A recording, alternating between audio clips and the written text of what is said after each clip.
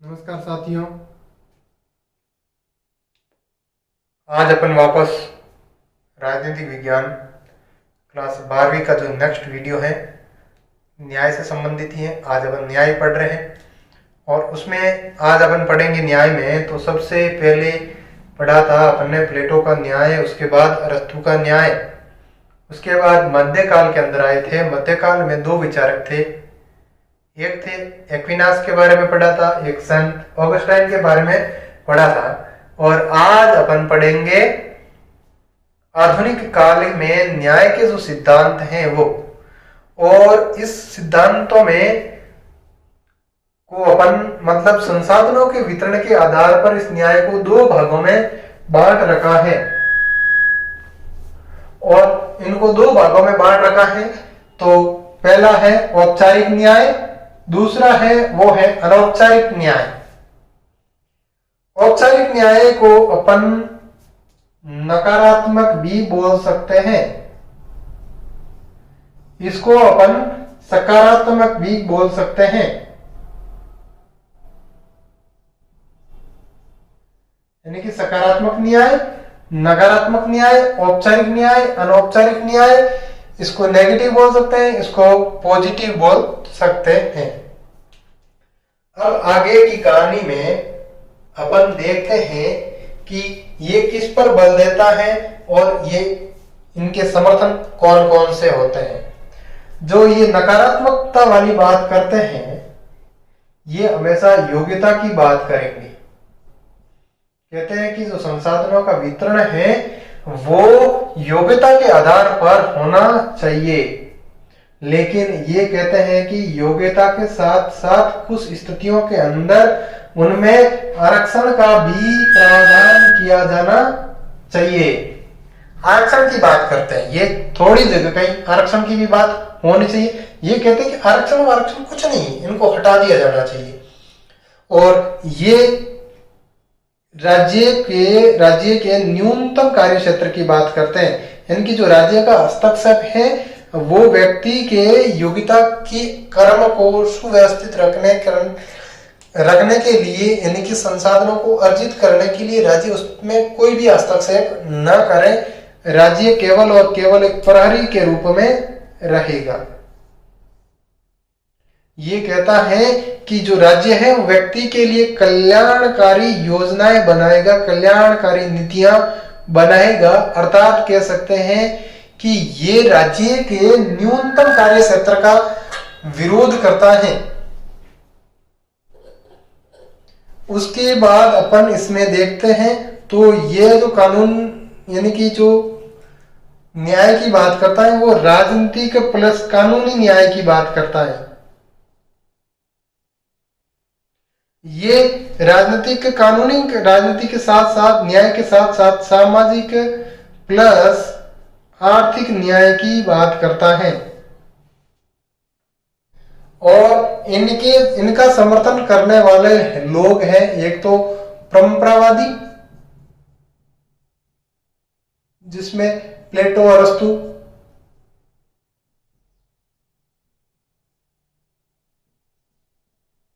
ठीक है। एक है स्वेच्छातंत्रवादी, आइजिया बर्लिन वगैरह वो। और इसके अंदर है वो है सकारात्मक उदारवादी और समतावादी। अपन समतावादी में जॉन रॉल्स को पढ़ेंगे अगले नेक्स्ट वीडियो के अंदर। और एक है समाजवादी और एक है समुदायवादी। ये सभी इस विचारधारा का समर्थन करते हैं और ये लोग हैं ये इस दृष्टिकोण का समर्थन करते हैं। तो अपन 12वीं की बुक के अकॉर्डिंग पढ़ेंगे तो सबसे पहले डेविड ह्यूम को पढ़ेंगे। डेविड ह्यूम जिनका कार्यकाल है 1711 से लेकर 1776 तक। ये ये न्याय का जो तात्पर्य बताता है उसमें डेविड ह्यूम कहता है कि नियम होते हैं, उन नियमों का पालन करना क्या है, न्याय है। ये डेविड ह्यूम कहता है। डेविड ह्यूम क्या कहता है, न्याय, न्याय से तात्पर्य है नियमों का पालन करना ही न्याय है। उसके बाद अपन पढ़ते हैं ये ऐसा क्यों कहता है नियमों का पालन। ये कहता है कि क्योंकि अनुभव से ये सिद्ध हो चुका है कि जो सर्वहित का जो आधार है वो यही है। यानी कि जो ये सर्वहित की बात करता है, यानी कि सभी के हित की बात करता है और सभी के हित के लिए नियम होने चाहिए, और अगर उन नियमों का सही से पालन होता है तो सभी के हित सही रहेंगे, सभी के हित में कोई भी संसाधन है उनका वितरण होगा। ये बात कहता है सर्वहित की। ठीक है, डेविड ह्यूम सर्वहित की बात करता है और न्याय का तात्पर्य कानूनों के पालन से बताता है। सर्वहित कह सकते हैं या फिर सार्वजनिक उपयोगिता भी कह सकते हैं। इनको भी एक न्याय का स्रोत बताया है इसने। यानी इसका एक और नाम सर्वहित या सार्वजनिक उपयोगी, मतलब सभी के लिए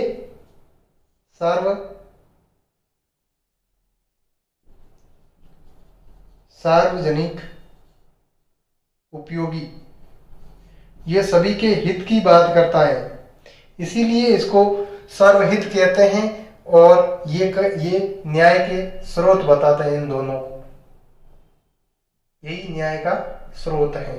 ऐसा कौन कहता है, डेविड ह्यूम कहता है। अब सर डेविड ह्यूम भी आप ही की तरह पूरी क्लास वालों का भला सोचने वाले थे। कहते थे कि अगर इसके 1 नंबर आया है तो सभी का 1 नंबर आना चाहिए।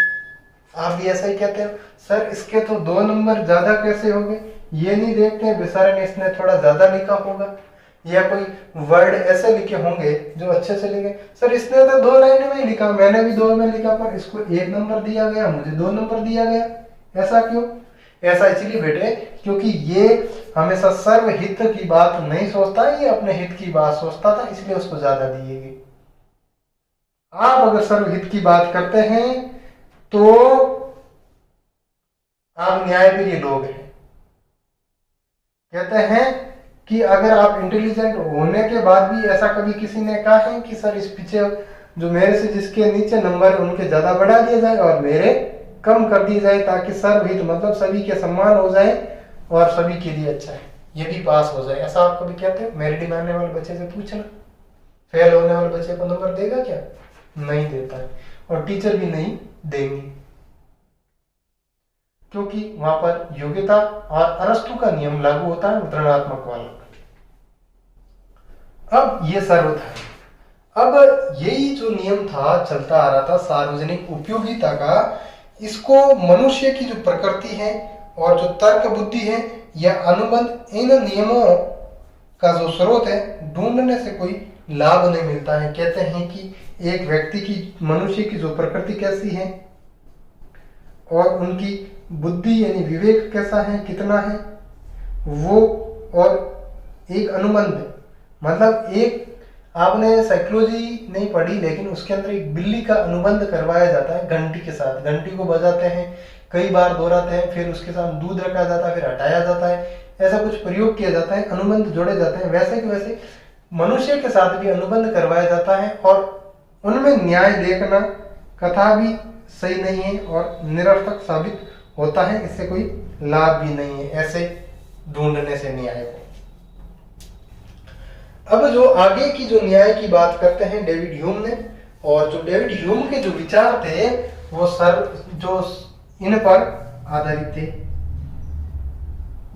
सार्वजनिक उपयोगितावाद के आधारित थे, उपयोगितावाद पर आधारित थे, और वो सर्वहित को ही न्याय का आधार बताता है। आगे पढ़ते हैं बेंथम को। बेंथम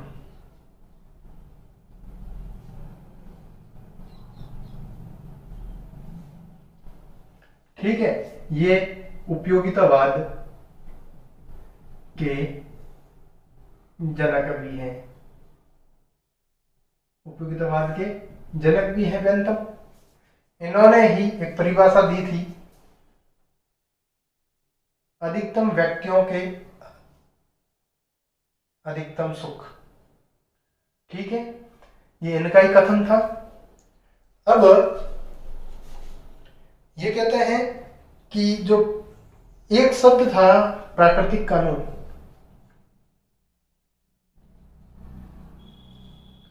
प्राकृतिक कानून था जो लोग इनको सर्वाधिक मानता था प्राकृतिक कानूनों को, और ये इन्हीं कानूनों का क्या करते हैं, खंडन करते हैं, इनका विरोध करते हैं। कहते हैं कि प्राकृतिक कानून जैसी शब्दावली अब धुंधली हो चुकी है, इस पर रेत का आवरण आ गया है। आप देखते हैं कि कभी कोई वस्तु होती है लेकिन कई समय तक पड़ी रहती है, उसके ऊपर फिर डस्ट आ जाती है। आपकी बुक ही मान लीजिए कई दिनों तक पड़ी रहती है, जैसे लॉकडाउन में पड़ी रही है, उनके ऊपर डस्ट लग गया है।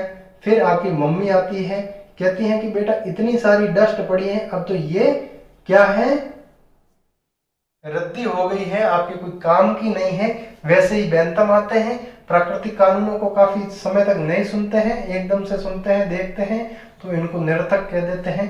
कहते हैं कि अब ये कोई काम के नहीं है। क्यों? क्योंकि अब समय परिवर्तन हो गया है, समय बदल गया है। इसीलिए ये सार्वजनिक वस्तु और सेवाओं के वितरण में हमेशा उपयोगितावाद को देखते हैं और कहते हैं कि उनका वितरण उपयोगिता के आधार पर होना चाहिए। यानी कि जो वस्तुओं का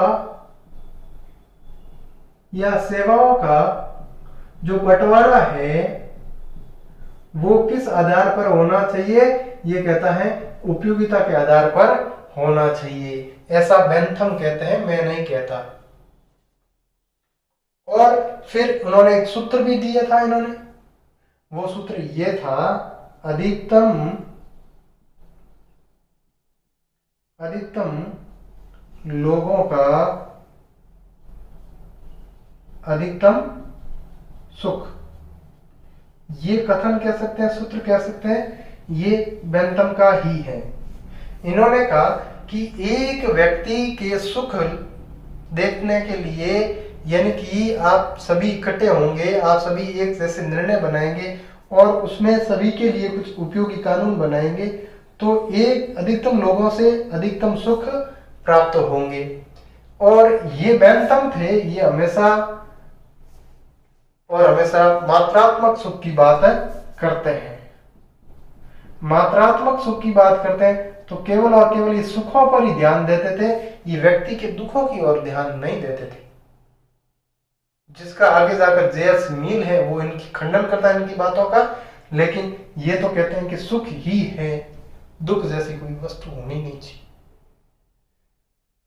ये कहते हैं कि सुख, जिससे सुख प्राप्त होता है वो केवल एक वस्तु से हो सकता है, एक जैसी समान वस्तुओं से हो सकता है, लेकिन उससे भिन्न या उनसे विपरीत वस्तु से कोई सुख प्राप्त नहीं होता।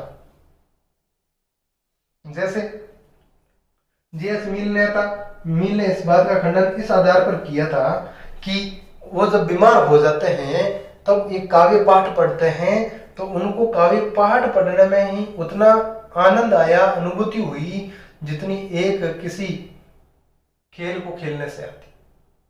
तो इन्होंने कहा था कि जो सुख होते हैं वो मात्रात्मक भी हो सकते हैं और गुणात्मक भी हो सकते हैं, क्योंकि सुख कहीं से भी लिया जा सकता है। ये कहता है कि पुश्तिन का खेल खेलना उतना ही अच्छा है जितना कि काव्य पाठ। आपको अगर किसी कहानी से इतना आनंद मिलता है और वही आनंद आपको अच्छे भोजन से मिलता है, तो सुख हमेशा ही अच्छे होते हैं। और ये कहता है कि सुख होते हैं उसमें कोई कैटेगरी नहीं होती है। बेंथम कहता है सुखों में कोई ऊपर नीचे नहीं होता है, यह उच्च नीच वाली कोई भावना, उच्च नहीं होता है कोई सुख, और कोई सुख निम्न नहीं होता है। लेकिन ये जेएस मिल कहता है सुख उच्च कैटेगरी के भी होते हैं और निम्न कैटेगरी के भी होते हैं। और ये कहता है कि जो सुख बाहर से मिलते हैं और कुछ सुख आंतरिक होते हैं। जो आंतरिक सुख होते हैं वो तो उच्च होते हैं, और जो बाहर बाहर से कहीं से मिलते हैं तो वो निम्न होते हैं। ये कहते हैं कि ऐसे उच्च निम्न कुछ नहीं होते हैं, जो सुख होते हैं वो सभी एक जैसे ही होते हैं, कुछ भी हो। शायद आनंद आपको 2 रुपये देखने से मिलता है या 2 रुपये खर्च करने से मिलता है, लेकिन सुख एक ही है, एक नहीं है। ये कहता अलग अलग होता है। तो ये उपयोगितावाद क्या है तो उसका थोड़ा सा देख लेते हैं, ज्यादा कुछ नहीं। आपने पहले परंपरावाद तो देखा ही था, ठीक है। फिर इधर एक व्यवहारवादी भी देखे थे, ठीक है। अब एक तीसरा फंडा एक और भी दे सकते हैं। ये कहते हैं कि परंपरागत उदारवादी, परंपरागत उदारवादी, और ये कहते हैं कि सकारात्मक उदारवादी। इनकी एक 20 की जो कड़ी है वो है ये उपयोगितावादी। परंपरागत और ये जो परंपरागत उदारवादी और सकारात्मक उदारवादी, इनकी जो 20 की जो कड़ी है वो क्या है, उपयोगितावादी। ये तो 1% सुख की बात करते हैं और ये 100% सुखों की बात करते हैं, और ये जो उपयोगितावादी है ये 51% सुख की बात करते हैं। तो इनके विचारों पर जो खंडन करेगा इनके विचारों का, वो ये लोग करेंगे, ना कि ये लोग करते हैं। इन्होंने तो उल्टा इनका विरोध किया कि ये तो कुछ नहीं देते हैं साहब, भाई साहब, हम तो फिर भी 51% देते थे, हमारा ही सुसिद्धांत है, वो महत्वपूर्ण है, ऐसा ये कहते हैं। उसके बाद अपन बेंथम को पढ़ते हैं तो मुझे बेंथम के विचारों को देखकर ऐसा ही लगता है कि जो बेंथम ने जो भी विचार दिए वो एक सीनी संदूक के समान है। सीनी संदूक की अपन बात करते हैं तो मोदी जी की जो योजनाएं हैं उनके समान है। मतलब ये कि जो कार्य शुरू तो कर दिया जाता है लेकिन वो पूर्ण कभी नहीं होता है। ये सुख की बात वही यही कहते हैं, किसी सुख को लेकर बैठ जाते हैं लेकिन वो सुख पूर्ण रूप से नहीं मिलता है। ये बेंथम के सुखों में ये देखने को मिलता है। और एक इनकी पुस्तक थी अपने बेंथम की, वो थी an introduction to the principle of moral legislation, to the principle of moral legislation. 1789 के अंदर लिखी गई थी।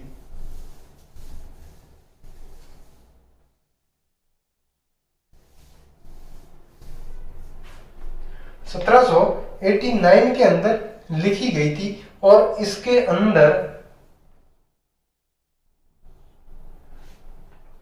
सुख दुख नामक 2 शक्तियां कार्यरत थी। ये जे.एस. मिल की पुस्तक है।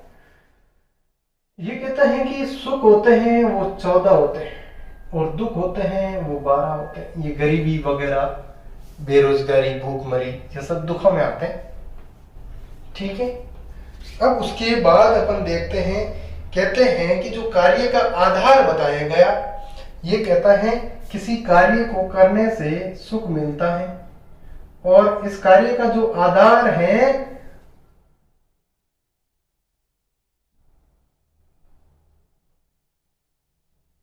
किसी कार्य को करेंगे, ठीक है, ये व्यक्ति भी एक कार्य कर रहा है, ये व्यक्ति भी एक कार्य कर रहा है और फिर इन दोनों में प्रतियोगिता होती है और इनमें सफल व्यक्ति को क्या मिलेगा, सुख मिलेगा,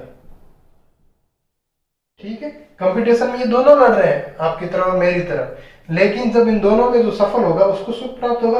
आपको भी पता है उसी को सुख होगा, और दुख किसको होगा, जो असफल होगा उसको दुख होगा। ये कहता है कि सफल व्यक्ति को सुख मिलता है, असफल व्यक्ति को कभी सुख नहीं मिलता है।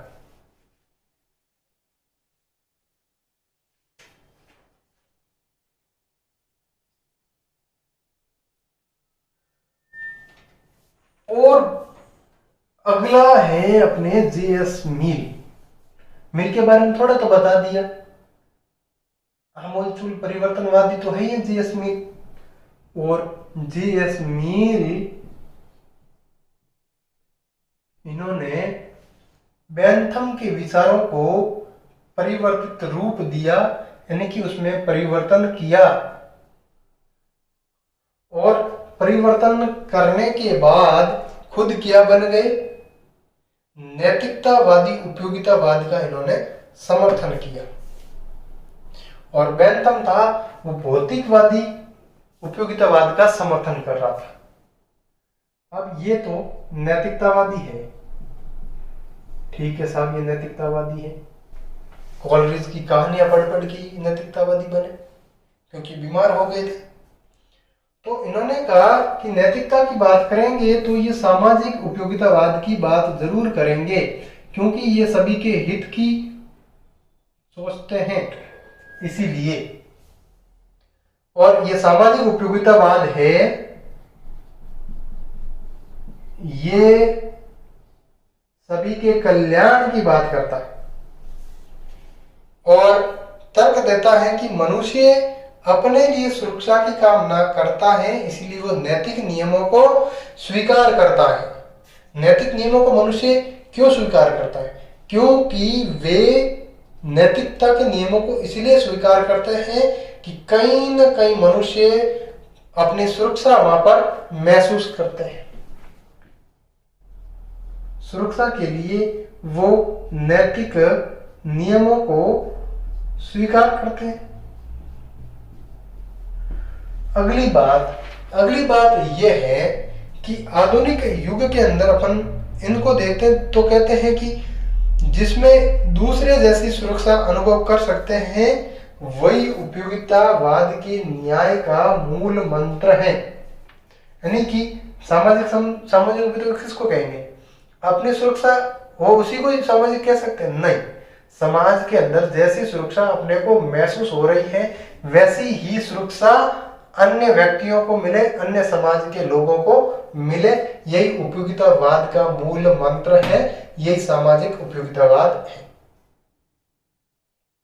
अब आधुनिक युग के अंदर अपन ने प्राकृतिक कानून या फिर कोरी उपयोगितावाद पर आधारित जो न्याय की संकल्पना में विश्वास नहीं करता थे, नहीं किया अपन ने और नहीं किया जाता है, और अतः प्राकृतिक कानूनों के नियमों, अधिकारों या सार्वजनिक उपयोगितावाद के बारे में कोई भी विचारक एक मत नहीं हो सकता, क्योंकि प्राकृतिक नियम अलग अलग होते हैं और उन पर कोई भी व्यक्ति अपने नियम नहीं बना सकता। अधिकार भी अलग अलग होते हैं, सार्वजनिक नियम भी अलग अलग होते हैं, अलग अलग देश के अलग अलग नियम हैं, आप अपनी देख सकते हैं। और उसके बाद बात करते हैं तो वर्तमान स्थिति में अपन देखें तो वर्तमान में न्याय के संबंध में केवल ऐसी संकल्पना को स्वीकार कर सकते हैं जिसका निर्माण जीवन के सामाजिक और आर्थिक और राजनीतिक यथार्थ को सामने रखकर किया जाता है।